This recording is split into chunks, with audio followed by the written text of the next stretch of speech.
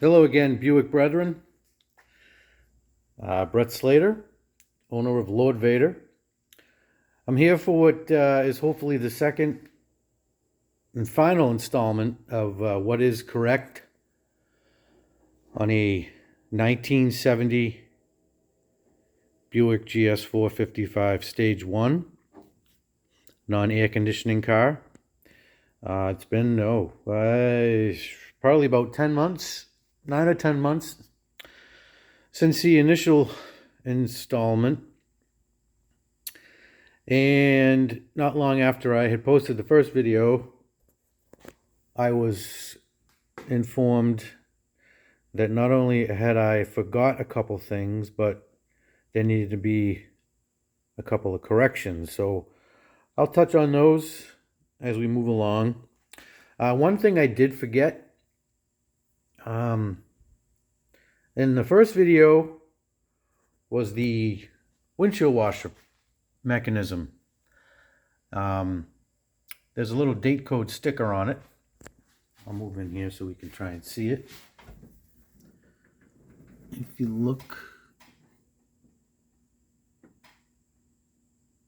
318.9. So that would be the 318th day of 1969. Actually, I have the book with me, so I can tell you exactly what day that is. Let's see here. 69, November, 318. So that would have been November 14th, 1969. That washer pump was manufactured, which falls in line with the late December build of this car. Also, you'll notice the yellow stripe that runs along the length of the hose. That is OEM, and that is correct. That's supposed to be there. I'm pretty sure Todd Miller may carry those as well. And also the windshield washer jugs, you'll see here, the hose affixes to the top of the cover. Now, if this had been a California car, there would have been a charcoal canister right in this area, and this tank would be sitting in this bracket, which screws to the fender, probably in this area, so that it would have been out of the way of the charcoal canister. I think middle 71. This hose affixes to the side of the cover, and these would have all been bolted up to the inside of the fender. Also, no, check that. All right, I got my master cylinder back from White Post Restorations, out of White Post, Virginia. They did a phenomenal job. You'll see that the code is visible on a little pad, CT, which, like I mentioned in the previous video, is correct for a drum brake car and also power drum. Disc brake car, that code would have been EA. Nonetheless, they did a wonderful job. Actually, I have to give them considerable kudos for their customer service, because my first attempt at getting this installed and working was an epic fail. I got home that night and emailed them. They, in turn, emailed me a label to ship it back, and I had it back in a week. They had to do a little extra boring, apparently, but nonetheless, They held up their end of the bargain, and I would highly recommend them. If you have any brake components, whether it's a master cylinder, wheel cylinder, they even do old pads. But I wouldn't hesitate to use them again. While we're on this side, you may notice something a little different than in the last video. I have this correct Swan power steering return hose, even with the correct clamps. I got that from Steve Caruso. He's on the V8 Buick board as Underdog 350. He even date codes it and sends you, I think, 3 or 4 of the clamps. A lot of people miss this. This was actually original equipment on these cars. One thing of note, if you don't want to be an idiot like me, when you decide to, if you get one of these and you decide to change it out, make sure you put a bucket underneath there, because power steering fluid is going to piss everywhere. Yeah. You'll see my brackets. I got those back from Don Hudson. They're plated correctly. These brackets are big block only, and they're 67 through 70 are the same. So if you're looking for a set to have plated, 67, 8, 9, and 70. So you have 4 years worth of cars to pick from. Also on this side is, where are they? Here they are. The back plug wire retainers. Right now I have a 4-hole one. But these cars originally came with retainers that had 2 holes, because in theory there's only 2 wires back there. I had these on the car, and you know, they're 50-something years old and they get brittle, so I only use these for special occasions, which isn't very often. But there would be one in the back of both sides, because back there you only have 2 wires, like I just mentioned.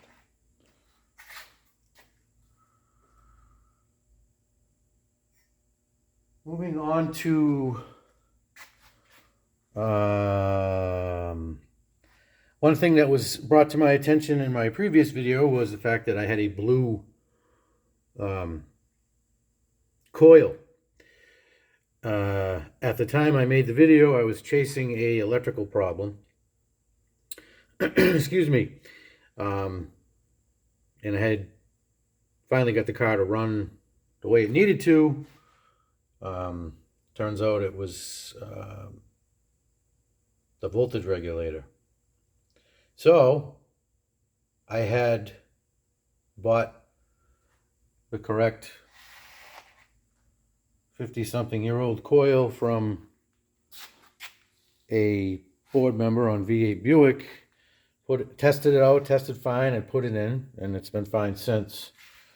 And this is a spare I have that I also tested that works fine, but you can see 247 is the number, the last 3 numbers of the part, and Delco Remy embossed on the top.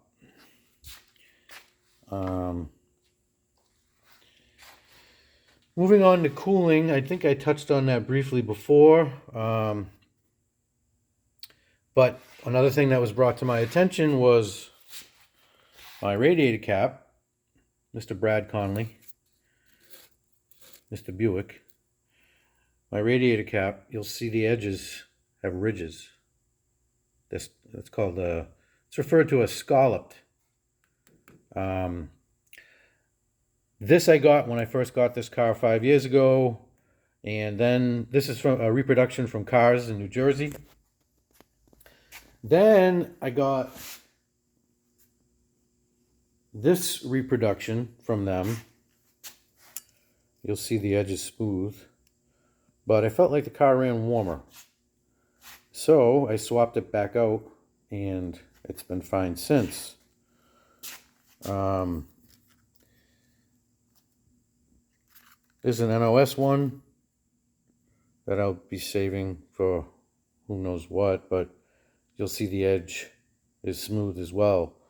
One other thing you can notice too, if you look, is the rivets are different on the OEM one as opposed to the reproduction. And there's also this little, whatever you want to call it, on the edge. So that's your radiator cap situation. This is an early build car. This is an NOS piece I got from my friend Dan. He picked it up at the Nationals a couple years ago. You'll notice, I think you can see the font is at the top. And here's another one I have, an older one. The font is at the top, which reads engine coolant only, check hot. When they switched over to the black, the font moved and the directions became longer. These are reproduced, and from what I understand, they're correct that way. And these are just started to get reproduced by cars again. Todd Miller is carrying these as well. Much clearer than this.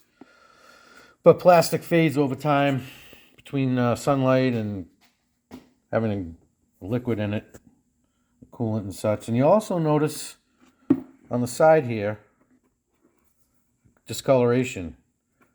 A lot of the, I think one of the reasons why Buick changed over to the black was because this little area here was exposed to sunlight, and that's why these get brittle and cracked right through the area between the hood and the fender. So those are your differences in the covers. The reproductions that came out about 10 or 15 years ago in black, and the clear top had this same font on it at the same, in the same area. I have some hoses here. I think I may have mentioned this previously, but you have the hose that goes from radiator to the bottom of the overflow tank. It's about 13 inches long, and these are thick walled. You see the wall is thick as opposed to what you may see in a reproduction. And the ribs. And it's unfortunate that nobody has stepped up to reproduce these. What I can tell you is, if you have any salvage yards local to you, scrounge them, because these hoses came on the A-bodies, the 4-door A-bodies, the big cars from 70 through 74 anyway. So that may be a good source for you. And here's the longer one. This goes from the top, and it runs down along the tank, the radiator tank, and it fixes to the little clip on the side. Again, this has a thick wall and also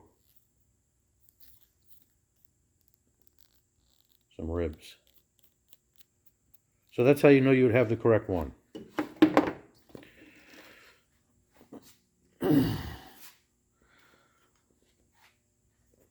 You see I have the radiator support bracket there. So the big block one, I believe, is shorter than the small block one because the 455 sits higher in the engine bay. Each one has a stamp on it, a number. And here's another one I have, a big block one. This is a number 1. If this was a 350 bracket, there would be a 0 stamp there. So that's how you can distinguish that.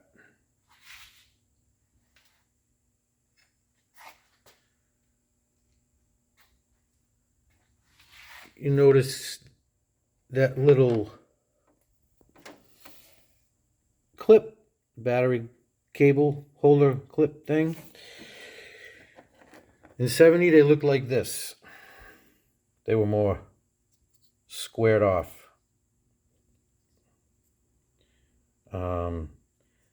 71 and 72, as far as I know, I don't know any of the other years after that, they were round. Like this. So that's how you would be able to distinguish between the two. That's, of course, if you're as OCD as me.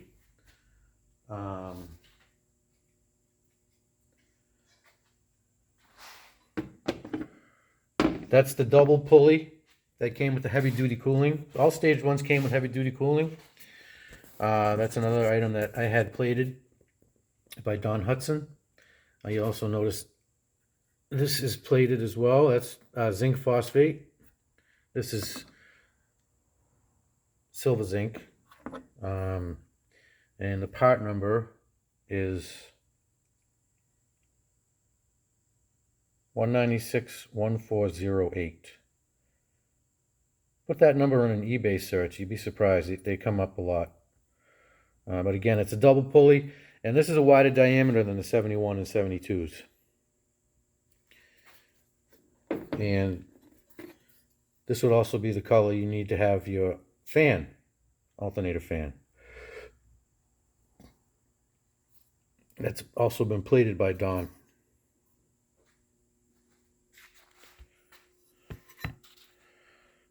I'll move back over here. Where's my air cleaner? Oh yeah.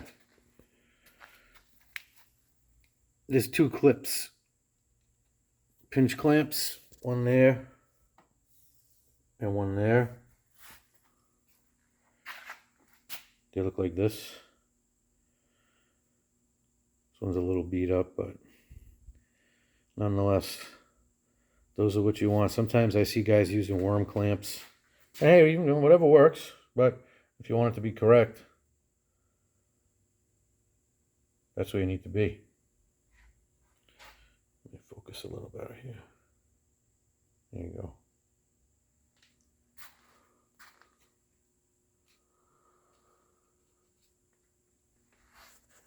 And then one other thing that I forgot to mention before. Manual brake cars came with no dipstick tube, for who knows why, but they didn't. Maybe because with the booster on here and the master cylinder would stick out a little bit more, the tube would hold the dipstick higher. Maybe there was a interference issue, but this is what it looks like. Just got a little tab on it. It goes directly into the block.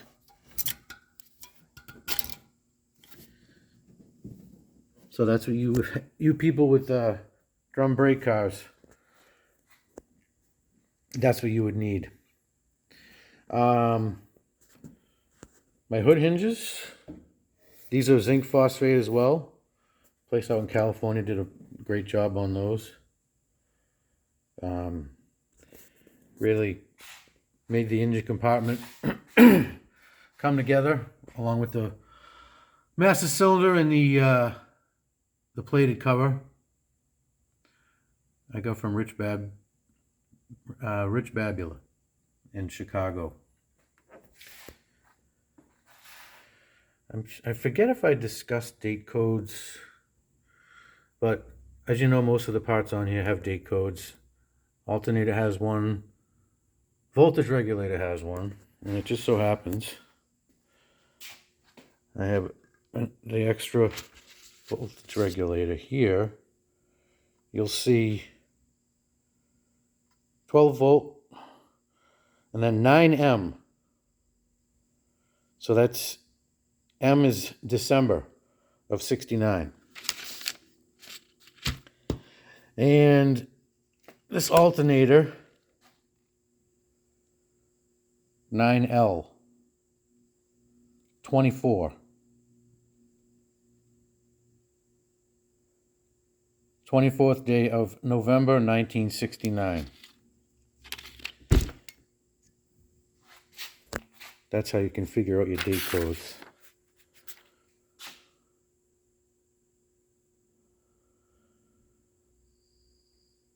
And let's see, I think that's pretty much, I think I've covered everything I wanted to cover, or that I missed on the first video. That's not true. The radiators, Harrison radiators, they came with the 3 cores, as I may have mentioned previously, and you can see where the clip I mentioned, the hose goes in there and just runs out the bottom of the, underneath the core support. That's another piece that gets discarded quite often. Thankfully they're reproduced. I have an OEM one here somewhere, but that's what they look like. And they clip to the radiator. Although the reproductions don't clip, so my radiator guy had to solder that. Nonetheless, it still works. Okay, the radiator. So here we have a record, what would be considered, or could be considered, an SJ code radiator. SJ is what came with the 70 stage one. All right, you'll see passenger side tank CF. All these tanks have codes on them. And in the middle is,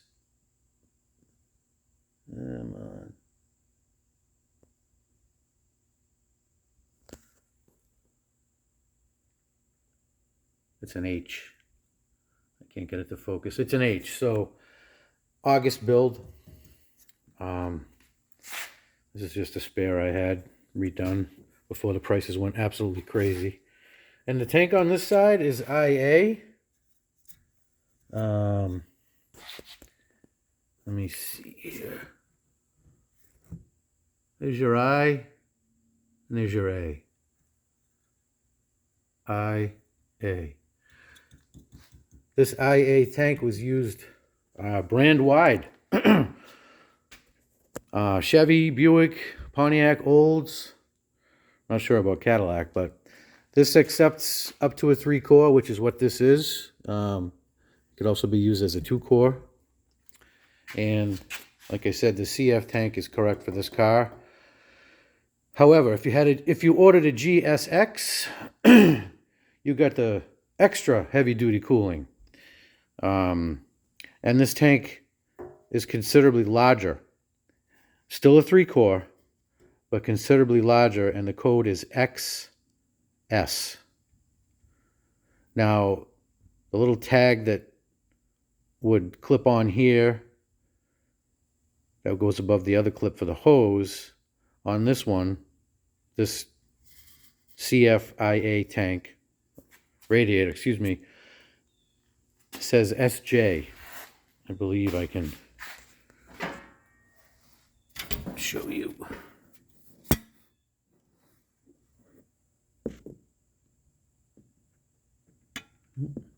Yes, SJ. If you had a GSX, that tag would say SW. Again, considerably bigger tank. So I think that covers it. I think it does.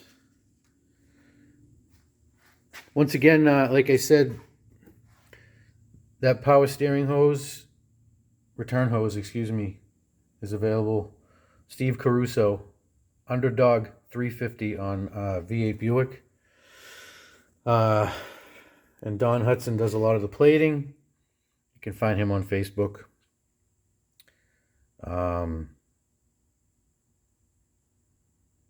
I think that's going to be it.